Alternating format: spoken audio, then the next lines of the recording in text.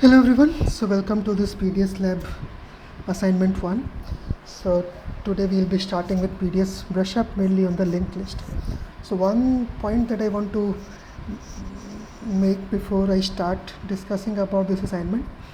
So you may feel like starting coding immediately, but please take this time, listen to the video carefully so that you understand the specifications correctly. And then you start opening your assignment PDF and writing the code. Okay, so listen to this very carefully. We will try to explain the problem and what are the specifications that you should keep in mind. So today's assignment is based on doubly linked list.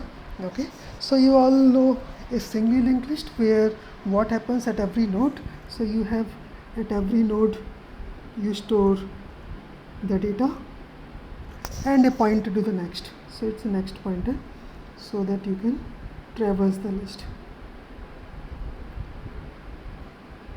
and so on.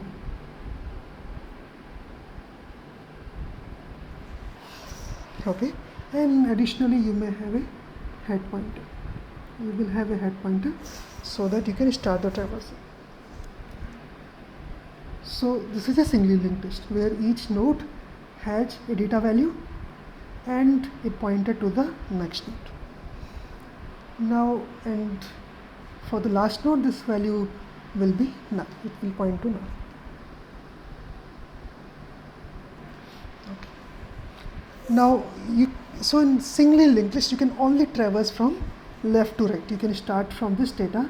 Suppose this is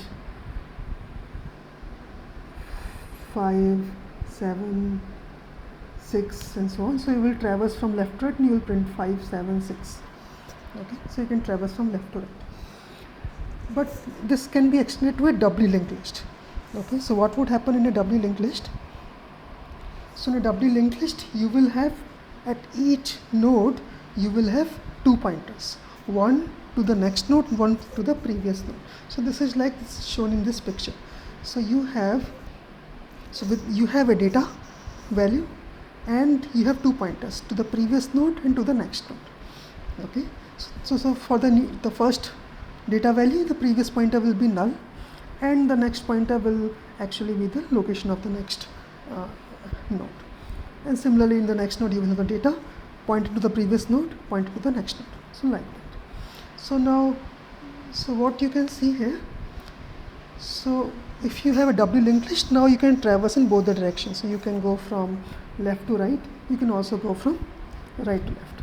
So for going from right to left, so apart from you have a head pointer, you will also need a tail pointer. Okay. So you will need both head and tail pointers and with this data structure. Now in this assignment, we are tweaking this data structure a bit. So what is the idea? So you see here in doubly linked list, with each node you are storing the data, but you are storing two pointers. So you are storing two pointers per node. But can we make a data structure where instead of two pointers, we can do the same operation with a single pointer? So can we save some memory by replacing this two pointer by a single pointer? Okay, that is our objective. And how we do that? We use something called JOR operation. Okay. So JOR operation you might have heard. So what we will do, so we will, instead of storing with each data, instead of storing two pointers, previous and next, we will only store JOR of these two pointers. So for example, for the first node, you have the data and you are storing the JOR of null and 300. Suppose 300 was the address of the next node. Okay. Similarly, next node, you are storing data and JOR of 300 and 100. So 100 and 300.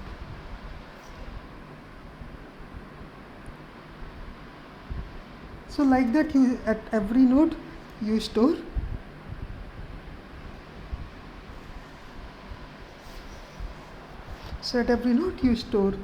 the JOR of the address of previous and next pointer. Now, so we have also given a bit of specification what is JOR function. So JOR, you know that suppose you have two n-bit Boolean strings, so x is x1 to xn and y is y1 to yn. So JOR will be, so if you have to do JOR x and y, so that means you are doing a JOR for individual bits. So it's x1 jar y1 and so on. So it's again an n bit string. And you know what is jar? So 0 jar 0 is 0 and 1 jar 1 is 0 and others are 1. Okay. So now you can verify certain properties. For example, x jar y is y jar x, and so it follows all this. So it's associative, it's commutative, and if you do a jar of a string with itself, so x jar x, you will get a string of n zeros. Okay, so if both are n bit strings, you will get a string of n zeros. Okay.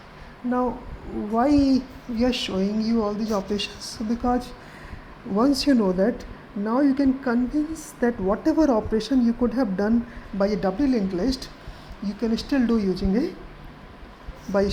jar of the addresses.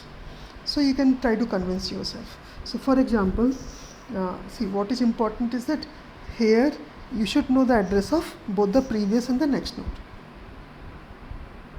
Now when you are starting traversal, you always know the previous address of the previous node. That is always done. Okay. So now suppose you know the address of the previous node and you know the jar of previous and next. Can you use this to retrieve the address of the next node? Okay. And that you can try work out using this jar operation. So this is very easy. So you can obtain the address of the next node by using previous and the jar of previous and next. Now, so just ensure that you can do all the operations. You can go from left to right and you can go from right to left by using simply the jar. Now, what are you supposed to do in this exercise? So you will take, from the user you will take the length n of this doubly linked list. Okay, and you will then create a doubly linked list of length n, and you will ask the integer values from the user. So user will provide you the n integers that will be the data values. Now when you are creating the linked list, you should only store the data that the user is providing and an address, that is the jar of the previous and next. So something like this can be a data structure. So you have a struct node, so you are storing the data, so integer data, and struct node star add for the address of jar value. Okay. So this is all you need for your data structure. And so one question you may have, how you will do jar of two addresses. So in this case you can use this particular code for doing the jar. So suppose you have 3 addresses, so they are all of type struct node star. So suppose previous and next are the addresses of the previous and next node, and add is the address where you want to store the jar. Okay, so you can simply use this particular code. So you can say add is, so because these are addresses, you will say unsigned long previous jar unsigned long next, and this will store the jar of the 2 addresses inside. So that's all you can use for doing jar. Okay, so now, so this is the difficult, so this is one part you may not have known, but then coming the main problem.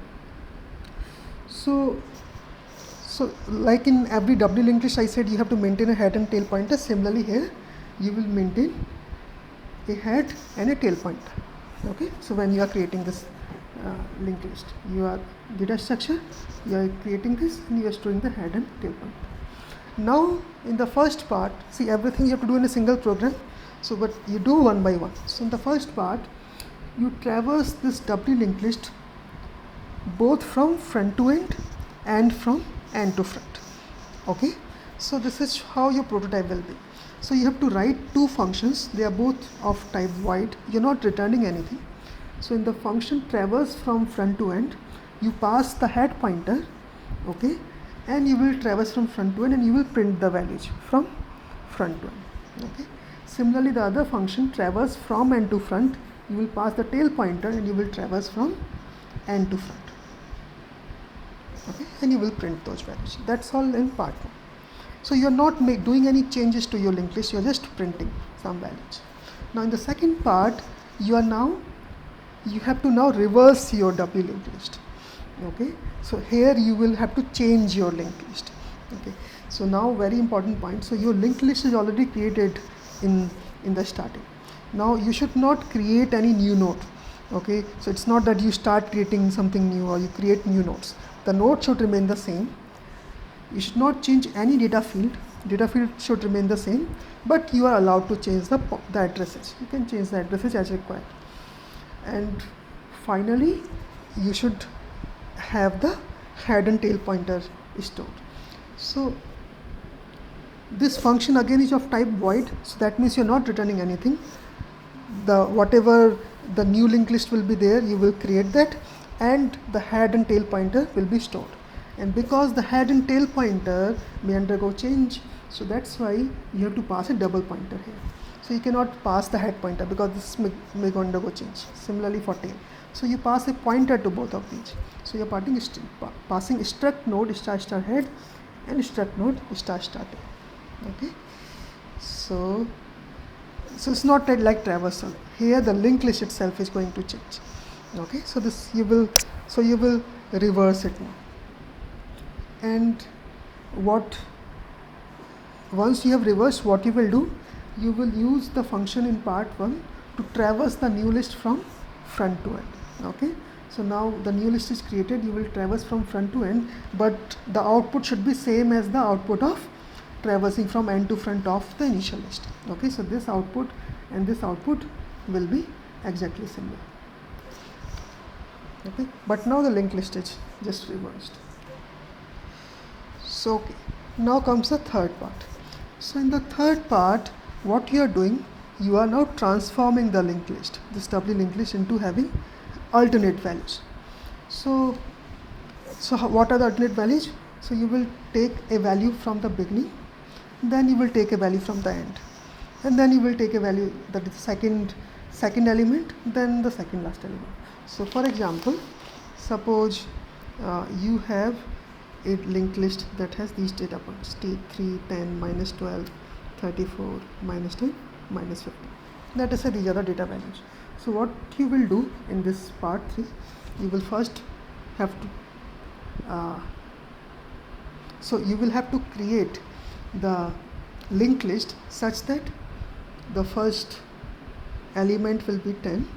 The first element is 3, the first value, then the last, that is minus 50, then 10, then minus 10, then minus 12, then 34. So you are doing an alternate. First, last, second last, third last, and you stop whenever the linked list is already covered. So this will be your new linked list. Okay, so now very important. So I am not asking you to just print them in this order. I am saying you to transform the linked list such that it now starts storing the data values in this particular sequence. Okay, so now you understand immediately that, like in the part 2, you have to change the linked list. So you should not create a new data. So you see, there is no new data being created. The same data can be used, and you should not create a new node. There is no new node required, but you will have to change the addresses that you should do. So the address of this job, so these can be changed. So now what will be the prototype of this function? This will be void alternate. So name is alternate. You're not returning anything. And again you have to pass the double pointers of head and tail so that you can change those. So your head and tail pointer will change. You can see easily, right? So your tail pointer, so earlier it was pointing to this data, that is minus 50, now it will point to this one, that is 34. So the tail pointer will change. So that's why you are passing the double pointers. So now, so we have 3 parts. So what we want you to do, call these 3 functions in this sequence from the main. So from the main, you will create the linked list in the main first by taking input from the user, and you will call these in sequence. So because you're calling in sequence, you are reversing the linked list first. So that's why, so this operation will be done on the reversed list.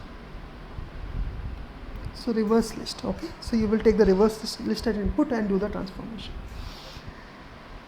And once you have created this alternate linked list, you will use the traversal function that you have created to traverse it from front to end. So now you will print 3 minus 50, 10 minus 10 minus 12, 34.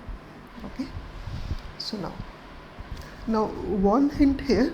So you see, if the only task that was given to you was to print this value, you could have simply used traverser from left to right and right to left. Okay, and you could have printed this. But you see, you don't have to print immediately. You have to first create the linked list. So don't go about using those traverser functions, because you have to change your linked list. So hint is that you can actually make use of this part 2 very efficiently in doing part 3. But there is something you have to think, but this hint will be very, very important. So do not think in terms of traversing it, because you have to make changes to the linked list. Okay. Now, so how a sample output would look like? You will first ask the user to input n. Okay, and user will input say 10. Then you will ask the user to enter the 10 integers between. So we are saying between minus 100 to 100. So let's say, okay, both inclusive. Okay. Now you will ask the user to enter these 10 integers, and the user will enter these 10 integers. And now you will take these and create the doubly linked list. Okay, so you create the doubly linked list. Now once you have created, now you use the part 1, that is, you traverse it from front to end, you print the same values, and then you traverse from end to front, and you will print in the reverse order, this minus 71, minus 18, and so on. Okay. So this is part 1. In part 2, what you will do, you will first reverse the doubly linked list. Okay, and after reversing, you will print from front to end.